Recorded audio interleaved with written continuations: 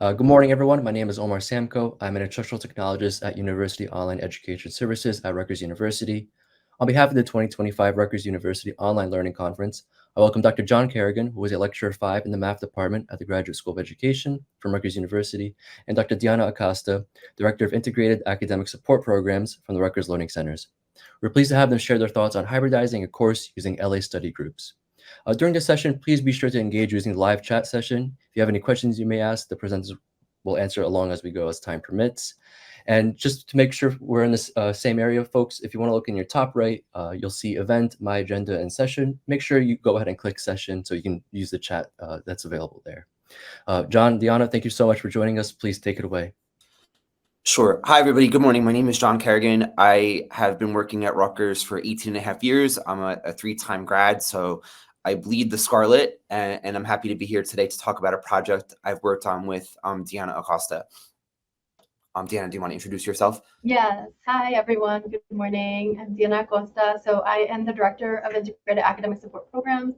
I work in the learning centers here at Rutgers, and I oversee our learning assistant program, which has been, I guess, the source of the support in the course for this transformation. So, yeah, I'm happy to meet you and happy to answer any questions you may have. All right. Can everybody see the slideshow presentation? Deanna, are you able to see it? Yes. Okay, perfect. I see a thumbs up in the chat and a yes in the chat also. Nice. Yeah, perfect. All right. So as we mentioned, our topic today is hybridizing a course using LA study groups. As an instructor at Rutgers University, I've had learning assistants in my classes now for probably about 8 years or so. And the most common use of the learning assistants has been helping out in lecture or recitation. But there's also another opportunity that they can engage in, which involves study groups. So our presentation will be about how we've integrated those into an existing course design to try to make things better for our students. A couple of terms I just want to lay out up front that we'll be referencing throughout class. The flipped classroom approach. This is when there's pre-class content delivery. So rather than coming to class and being formally lectured on a topic, students learn the content either through a video or through text or both, so that when they do come in, they're ready to go and engage in active learning activities. The LA model stands for the Learning Assistant Model. This is something that was developed at the University of Colorado Boulder, and it involves undergraduate students who get trained in pedagogy and working with students in classroom settings, and they assist the instructor in the room or the recitation instructor in recitation, or a lab instructor in a lab, or they are entrusted to run their own study group for a course. And peer study groups, these meet in smaller settings, and the idea is that if a peer runs these study groups and they're trained properly, it will, in effect, reduce anxiety and increase student understanding. Deanna, did you want to add anything to the last two bullets? Yeah, so those study groups, the way that we structure them with the Learning Assistant program is those study groups are led by our learning assistants. So they are involved in pretty much the design and implementation of those study group sessions. And they work really closely with our amazing faculty like John to sort of get the structure, get in alignment with what is happening in the course during that week, so that the support that they're providing in those study groups is directly aligned with the support that's needed by the students in that week. So I wanted to start with the problem. Not really like a huge problem, but just I believe teaching is like a design project all the time. We always want to try to make things better every single semester. I don't rinse and repeat very often how I run a class. I try to look to see what we could always do to take it to the next level and make things better. One of the courses I regularly teach is Math 115. It's pre-cal college math. It is a large lecture course that usually fits about 100 or so students.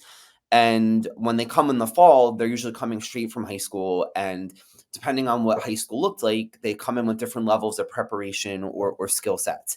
In the spring, that group's a little bit different. It could be students who took a lower level algebra in the fall, or seniors who kind of pushed it off. Like, you get a very mixed group in the spring. And The challenge with the course is because it's pre-calc in one semester, it's a lot of content. We're covering multiple sections in each class, usually 2 to 3, which is definitely a lot. And what's become even more challenging is since the pandemic, we've been trying to really design the classroom experience to adapt to what they're used to. The students now are not the same as the students I taught when I first started or the student that I was. And a lot of them are coming to class with iPads, or they don't want to sit for a lecture for a long period of time. They're looking for applications and more interesting things. So what we have decided to do, and I'll show it on the next couple of slides, we leverage the flipped classroom model, which we have been working under for the past 5 or 6 years. But we added in these study group opportunities so that rather than having 2 flipped classroom sessions a week in place of the lecture time, we just have 1 flipped classroom session in place of lecture, but break the class up even more for study groups at another point during the week. So the typical, I guess, layout for all the other sections that don't run this way, they would have 80-minute lecture on Monday, which would include a class worth of content. So that could be 2 sections, 3 sections of the book. And then Wednesday, the whole class meets again for 80 minutes. And there's another couple sections that happen there. And the instructor of the course would be providing the instruction both days. And then on Thursday, there's an 80-minute recitation period where the larger group gets subdivided into 3 smaller groups. And typically that involves going over homework, answering questions, some application problems, and then a pencil and paper quiz. And then after recitation, the idea is the students work on their online homework, they study, they get prepared for the next week, and we just keep repeating the format over and over again. This is the way most sections operate. This is the way I taught prior to about 2019, and it can be certainly challenging to build conceptual understanding, cover the scope of what is needed to be covered, and also go deep enough so that students are prepared for a department developed exam, especially a final that weighs 40%. So what we did for this project was like I was kind of mentioning, we redesigned what happens on Monday and Tuesday and Wednesday, and that in effect like impacted what happens Thursday as well. But basically each Monday I took 2 class periods and I made it just one 80-minute class run using the flipped classroom model where students are coming prepared on Monday when they meet me, having covered a bunch of sections together. And then when they arrive on Monday, we briefly go over some of the concepts. We connect concepts together. I'll debrief, see if they have any questions. And then for about 60 minutes or so, the students work in small groups on a problem set that was carefully designed to mimic what students will be seeing on a department final. Problems that involve multiple steps and are slightly tricky. They will do that in class on Monday. And that is supported by learning assistants. So in a typical class, I'll have anywhere from 3 to 5 learning assistants who will be helping me support the many kids in the room. That happens on Monday. And then on Wednesday, this is the part that's interesting and unique to the study. On Wednesday, we took out that second class period where the whole group is together, and we replaced them with these smaller study groups. So rather than coming to class as a whole group, the students report to the learning center or a designated space close to the learning center where they work in small groups of about 15 to 16 students, and an LA leads that session. So in those settings, they go over their online homework. The LA will go over what we call spotlight problems, where they spotlight out a couple of really important things that should be reinforced with extra practice. They'll do exam reviews with the students. They give exam wrappers, which are reflective activities after a student takes a test to look at what might have gone wrong or where maybe they might have lost credit or how their preparation was good or how it can be improved. And they make plans moving forward. And then on Thursday, they still have that same 80-minute recitation, also in a small group. And that has also shifted a little bit. This is now their third crack at the same 2 classes worth of content. So we kind of view Thursday as all right, what are your last questions? What still doesn't make sense? And the nice thing is when they get to Thursday, it's now a third different person explaining the content to them. So on Monday, it's me debriefing what they did through the videos. On Wednesday, it's an LA leading the group, and that's someone that's around their age, a near peer. And then on Thursday, it's a recitation instructor, which is typically an adjunct or a PhD student. So by the time the students come on Thursday, they've now heard it explained 3 different ways, which has been working out really well for us. And then from Friday to Monday, it's just kind of wrapping up the stuff from the past week and then getting ready for the next week by watching the pre-class videos, answering the embedded questions, and studying for class. Deanna, did you want to add anything to the study group aspect of it? Just to note that the study groups are typically 18 students or less in each group session. Yep. Yeah, so and that's one thing that came up this semester.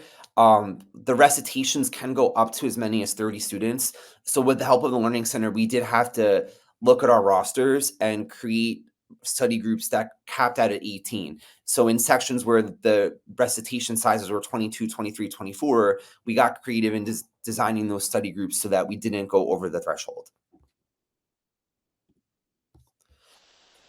So I mentioned a lot of this in the flow chart before, but we basically just took out one of the 80-minute lecture periods. And when I call it 80-minute lecture, it's not really a lecture. It's just a term we use in that department. It's actually a flipped classroom experience where students are working on collaborative problem solving.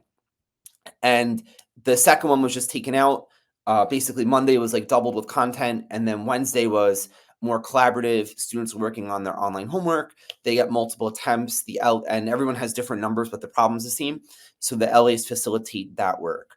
One of the nice things about this was that we when we did this in the fall, we had these exclusively held in the learning centers. And a secondary goal of that was for freshmen, we wanted them to actually walk into a learning center and see, like, this is not a scary place at all. Like, this is where I go to get help and to work with peers and understand things better. So we wanted to like add that how to be a student element into the course. And with the study groups, as the instructor of the course, I meet with the LAs every week to go over what they'll be doing in study group. We troubleshoot common issues like, what do we do if the kids are not talking to each other? Or how do I explain this very tricky concept? Some of the LAs would even ask, what can I bring to this, right? Like, can I bring a handout? Can I bring some kind of like manipulative to help students understand better?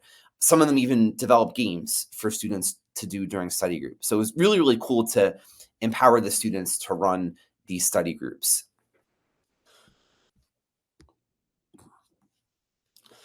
We studied this past fall, and we just submitted a paper actually last week on some of the findings we had from looking at this model. And we just had a very open-ended kind of exploratory research question. How do LA-led study groups impact student perceptions of their learning, engagement, and academic performance in a course like this that's developed using the flipped classroom model? So just a little bit about flipped classroom. This is something I'm very passionate about. I did my dissertation work on the flipped classroom. I now exclusively teach all my classes using this approach, and it's interesting to see how it has evolved over time. Some of the findings in the research, some of the most seminal papers, show that there's a definite pickup in conceptual understanding with regard to assessments if you have a flipped classroom versus a traditional lecture setting of the same course. Attendance rates also are typically better in a flipped class, especially when you hybridize. If you make it hybrid and say, look, like, you don't have to show up to lecture twice a week, you only have to come once. There might be some buy-in with students to like really be there and be present. Or in this situation, because they were coming to my lecture on Monday and study group on Wednesday, we incentivized attendance using exit tickets where they got full credit for coming and just writing down reflections at the end. We find with flipped classrooms, students use their time more actively to engage in problem solving. Most students typically prefer the flipped classroom if it's designed in a way that helps them learn and is sold positively to them. This is something that they do usually enjoy very much. And obviously, I want to acknowledge some of the other findings with flipped classroom. Sometimes there are adjustment periods. The Strayer study looked at introductory courses, and for students who might not be used to this, it could be a huge adjustment. They might view this as, wait a minute, I have to teach myself. Like, I'm going to class and the teacher's not, talking for 80 minutes. So that, that's one thing to keep in mind. And I'm still kind of surprised that I always ask my kids at the start of each term, how many of you have taken a flip class or experienced a flip lesson before? And even after COVID, I'm still seeing it's not a large number. And I thought by now more people would have been doing this in secondary or even in higher ed, but it's still relatively new for a lot of students. And then just teaching students how to self-regulate and manage their time during a flip class is also important. And that's where LA study groups have been really helpful in that regard. All right, I'll turn it over to Deanna for the LA model. Yeah, so this is just to give an overview of what our learning assistant model looks like. So again, this was established in 2000. This program was established in 2001, and all LA programs are expected to implement this specific model where the students have their practice, which is their attending their sessions and supporting student learning. And that is kind of held up by their pedagogical training that they receive through the program, and as well as their weekly engagement with the faculty mentor, where they're learning more about the content, getting deeper knowledge about the content, but then also getting some guidance on planning for the instruction for the week. And a lot of the research around the LA program model shows that it has multiple benefits, including that students feel like they receive better support while the LAs are in the class. And then they also help to improve like their content knowledge, and the LAs also learn teaching skills, right? So it has multiple benefits, right, to the students and then also to the LA. And then LA supported courses show higher satisfaction overall and better attendance and improved performance with a larger scale study that was done in 2015. And so overall, we feel like this model will be beneficial to implement in this classroom to add that additional support and also instructional support into the class. And so, as we mentioned with the study groups, right, so they're typically the largest study group section would be about 18, they're capped at 18 students. And this allows for a smaller, a setting where they can have collaborative, active learning engagement.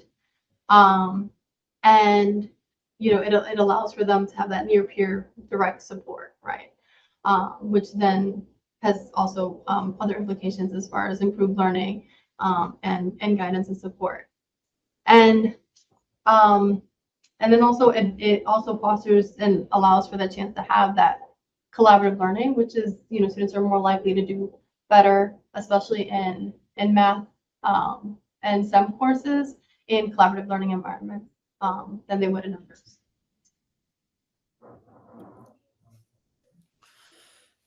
So in terms of pre-calc specifically, this is a super important course for students. A lot of times it's that critical bridge between high school and college level mathematics. We have this running joke in K-12 that pre-calc, it looks so different in so many different schools. In some schools, it's algebra 3, it's like after algebra 2. In other schools, it is really hard and it covers the first half of calculus. It's not really uniform across the board. So when students come here, their experiences are greatly different. And in order for students to be able to move on to a Calc 1 for engineers or Calc 1 for life sciences, they really need a strong pre-calculus foundation. And using active learning in a course like this has been shown very often to increase problem-solving skills and promote conceptual understanding.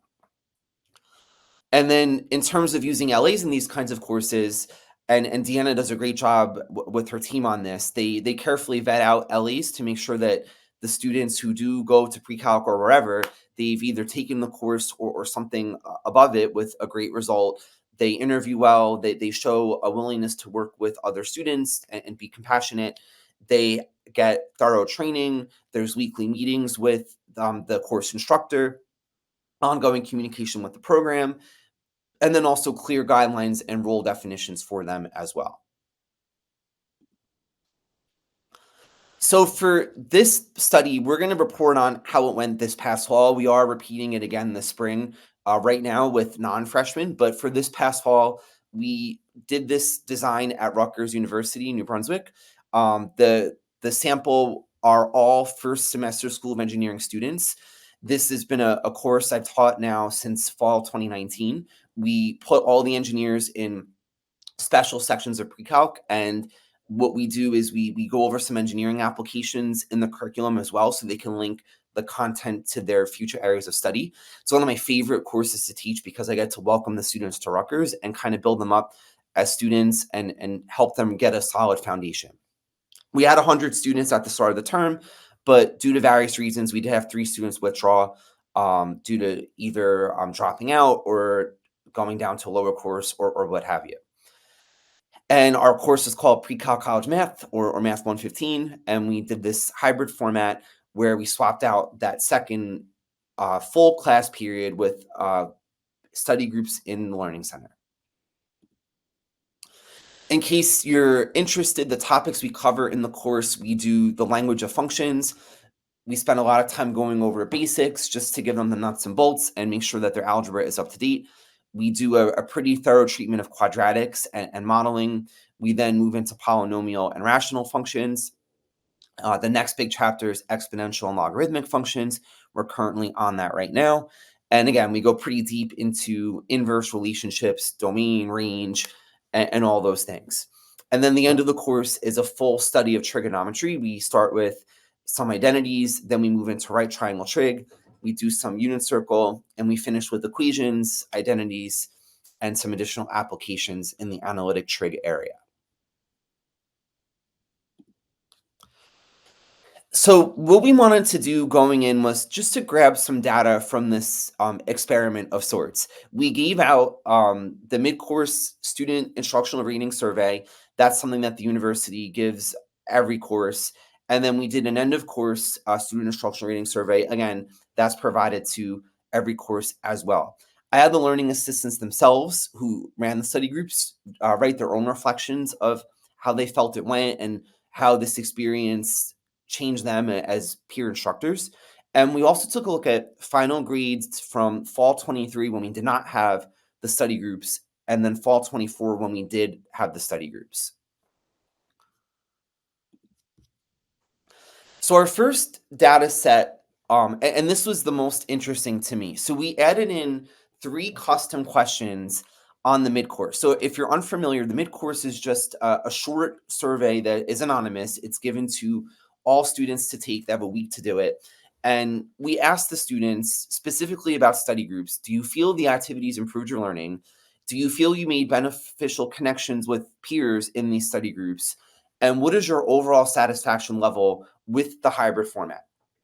So as I wrote on the previous slide, 47 students out of the 100 at the time answered. And the results were overwhelmingly positive, particularly in the overall hybrid satisfaction bands. We had about 80% of people who agreed or strongly agreed that this course design worked for them. This was the only course they had that kind of ran this way. The beneficial connections one, that was about 72%, so also pretty positive, but a little bit more red here. And we attribute that mostly to these students still being freshmen, still being relatively new to campus and all of that, and learning their way. At the end of the term, we also give out this end course survey. This is given to everyone. This is a standard tool. And they ask some instructor-specific questions, but they also ask course-specific questions. Quality of the course, effectiveness of the instructor, and then a bunch of open-ended things like what did you like best about the course? If you were teaching the course, what would you do differently? In what ways has the course encouraged your growth and progress? And other questions or comments. We did want to ask the same 3 mid-course questions again on the end of course. Unfortunately, they didn't make it on the survey, but we are going to, for this term, ask the same 3 again to see if there's any growth from mid to end. So what we found interesting was for the end of course survey, where we had a greater response rate, since it is anonymous, we couldn't really do like a pre-post or anything like that. So what we did was we just ran the hybrid sections results against the entire course mean, which would include, we couldn't separate it out. It includes our section as well. The entire 100 level math mean. So those are all of the introductory courses and some beyond it as well. And then the entire department mean, which would include all levels of math. So we looked at the overall average reported for our sections. And what we found was that we consistently outperformed the course, the entire 100 level, and the department mean across the board. And again, I want to stress that our results were also in these other bars. So if we had the ability to take ours out, we think we'd see an even greater difference between what we saw in blue versus the rest. And the biggest difference was the quality of the course. So I think we kept seeing over and over that the students really enjoyed this format and this setup.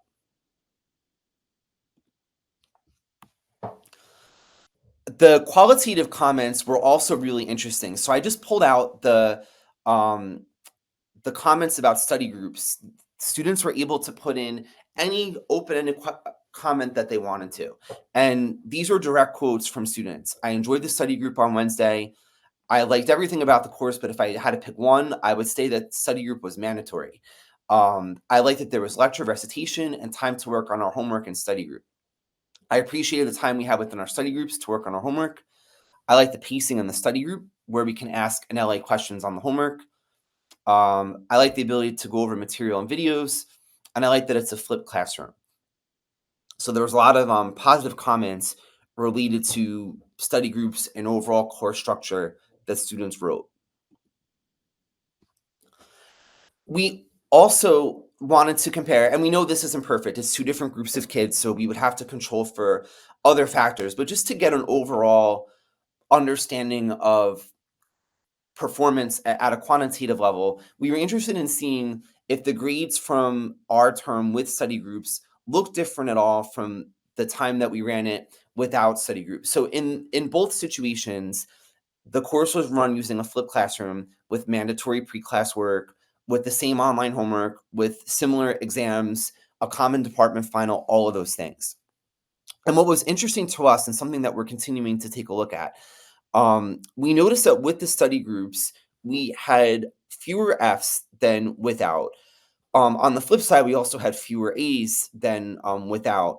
But we noticed that the B window with study groups was much wider than without. So we had about 33% of students get a B or B plus with the study group, whereas when we didn't have the study group, we only had about 25%.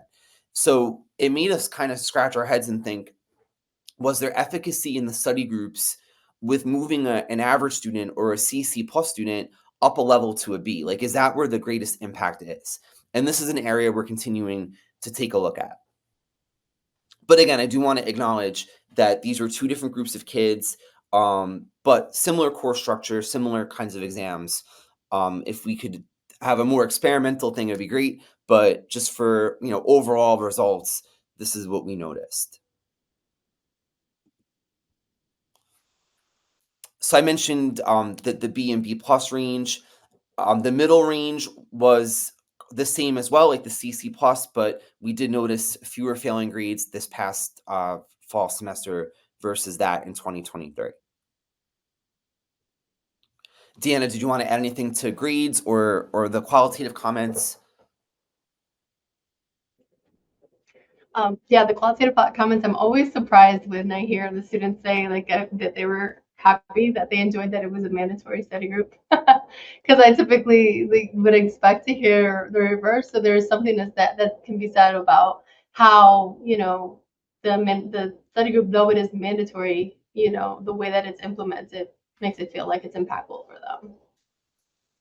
And what was interesting was Deanna and I were teasing out attendance before the term started. We were debating on either incentivizing it or making it mandatory, making it optional. Like we had a number of scenarios. One of them was to make them come to like a certain number of them of their choice, and then if they come to study groups beyond that number, that's where the incentive comes in, and that's something I'm willing to entertain in the future.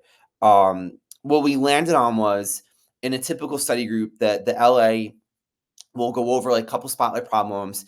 The LA will partner up kids to work on their online homework. The LA will go over some study skills related to what the topic is for the week.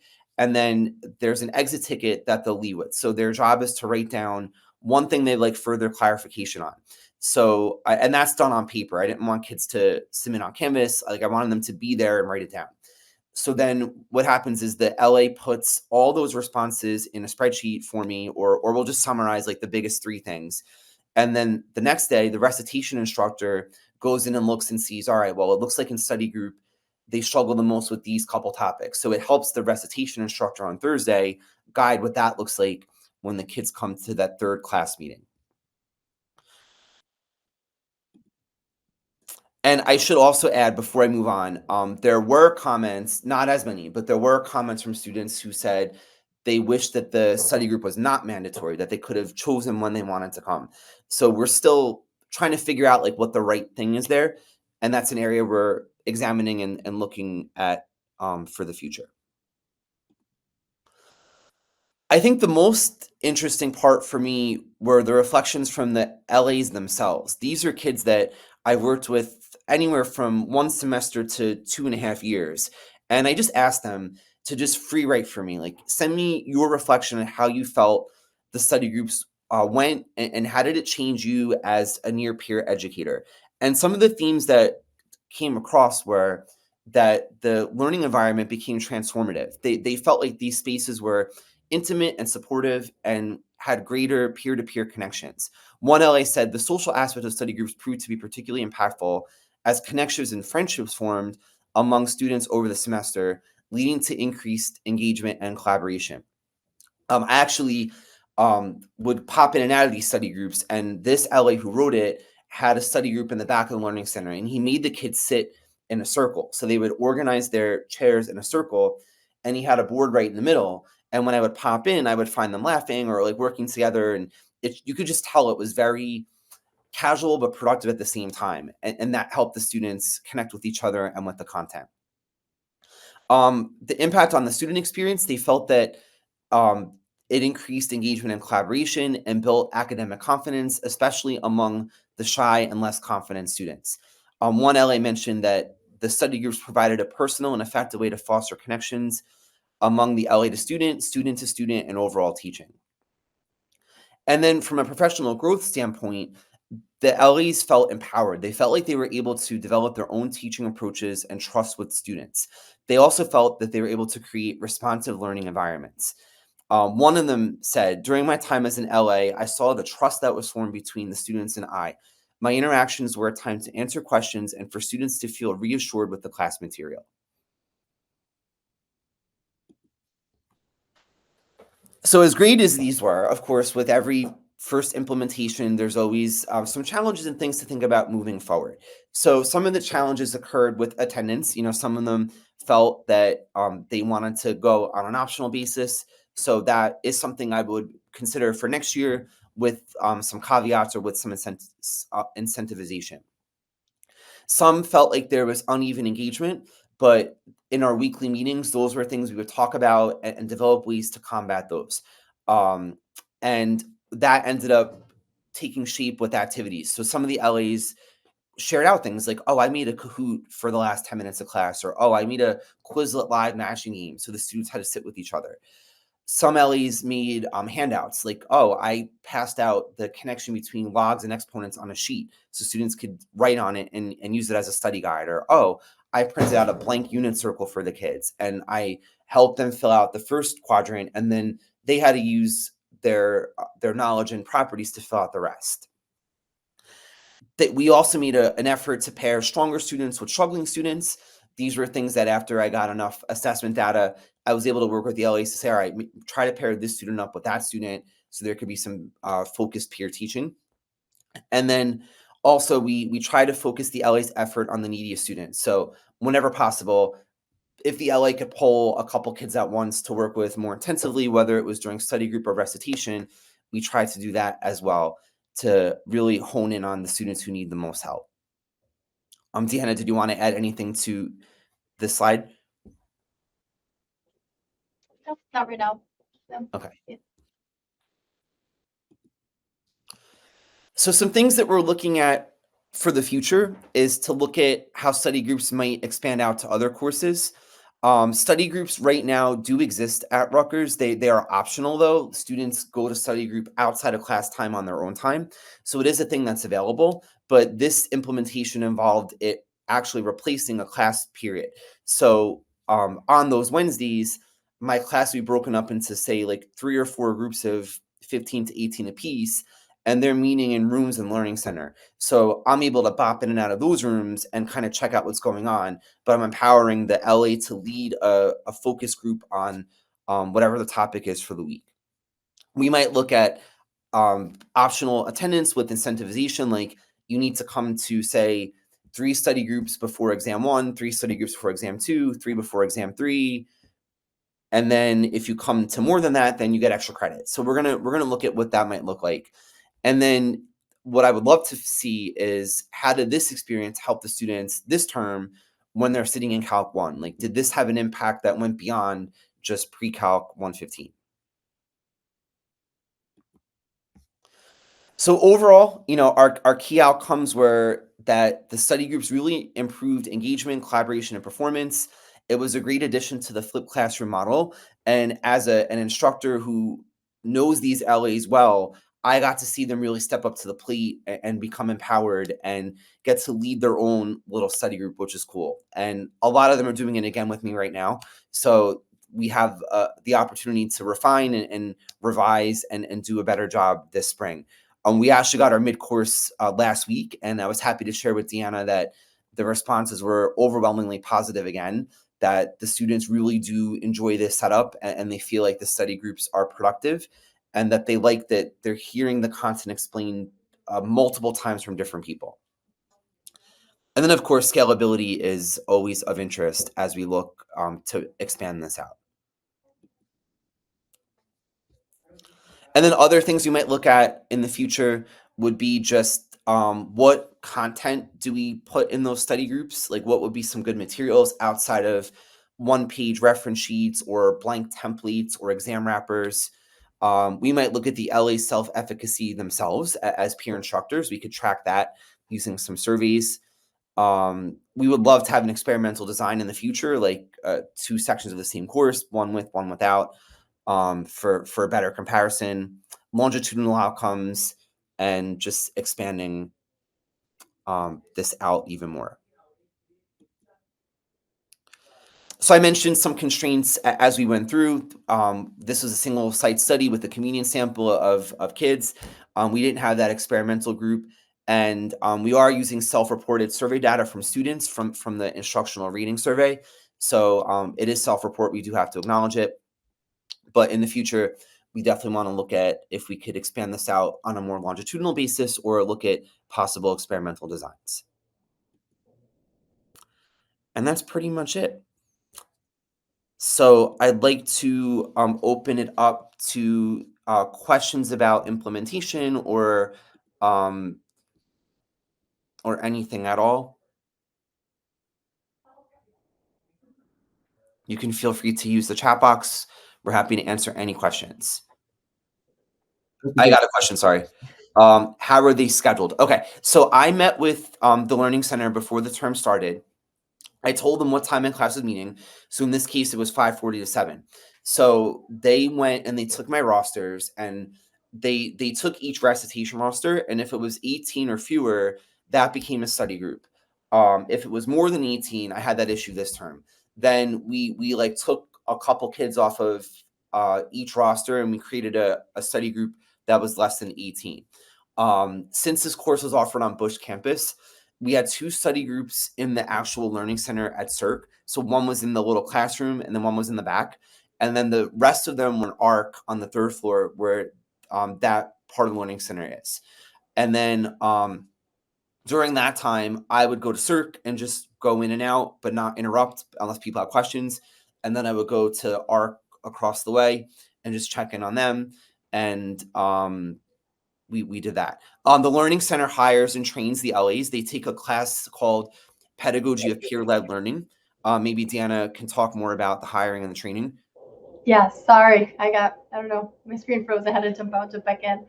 So, yeah, so the LAs are hired by the LA program. We are all just centrally administered. So we do everything from application through interviewing and selection. However, we do give our faculty like the last selection of the LAs who they want to work in their team. Um, and then once the LAs have been hired for each of the courses, then they come in and do training, and that's run by our training team in the learning centers. And so they have a mandatory peer leader orientation that they have to attend where they learn the basics of supporting student learning as a peer. And then they also have to take a 300 level, 3 credit pedagogy course in their first semester working as the learning assistant. And in that course, they learn more, a little bit more in depth. It's still a survey course, but they learn about a lot of the theory behind teaching and learning. And then also they do it with their first semester. So a lot of it is reflective and application and where they can take things with them to then try and apply it in the classroom that they're working in. And then they also do professional development workshops in the semester as well. So they're required to do one in their first semester and then 2 every semester afterwards, just to keep them up with different pedagogical trainings or different types of workshops, everything from metacognition to how to work with time management and supporting students with time management, supporting students with stress. So. And they're absolutely wonderful kids. Like I almost feel like they're siblings to me now because I've worked with them for so long. Like the other day, one of them was emailing me, "Hey, I'm going on spring break. I hope you are too." I'm like, "Nah, sorry, like that's not a thing for us."